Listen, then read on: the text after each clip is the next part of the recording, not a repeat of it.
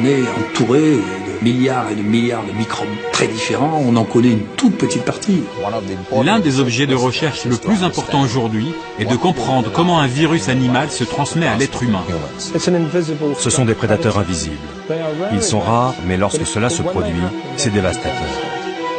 Chaque année, de nouveaux pathogènes menaçants pour l'homme apparaissent. Grande panique en Afrique de l'Ouest où on doit faire face depuis plusieurs mois maintenant à une épidémie d'Ebola.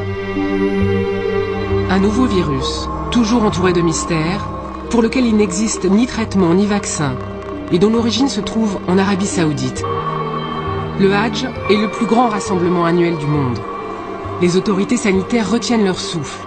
Si un malade se trouve parmi les fidèles, le MERS coronavirus pourrait se répandre rapidement et repartir avec les pèlerins dans le monde entier. Le sida a tué plus de 36 millions de personnes. En 30 ans, le virus a fait le tour du monde. La grande différence entre le VIH et des virus comme le MERS ou le H7N9 est leur stade d'avancement.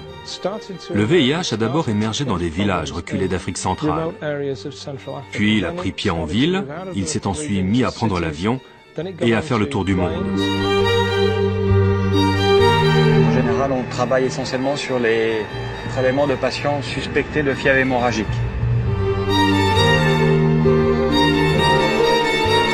Au terme de 10 ans d'enquête, les équipes du CIEMP sont parvenues à identifier les premiers la présence d'Ebola chez 4 espèces de chauves-souris du Gabon. Quand des gens meurent et qu'un virus se propage dans le monde entier, cela veut dire qu'une transmission interhumaine s'est mise en place. Le Vietnam est le pays qui a le plus souffert lors de la crise H5N1. 40 millions de poulets ont été abattus dans l'espoir de bloquer le virus. La population entière a arrêté de consommer du poulet et du canard. Ce fut un désastre économique. Vive inquiétude en Grande-Bretagne après la découverte de 2 cas de variole à Birmingham. 200 personnes qui les avaient approchées ont été mises en quarantaine. Dans ces scénarios du pire, attaque terroriste ou pandémie mondiale, que faire si une maladie se répand d'un continent à l'autre ?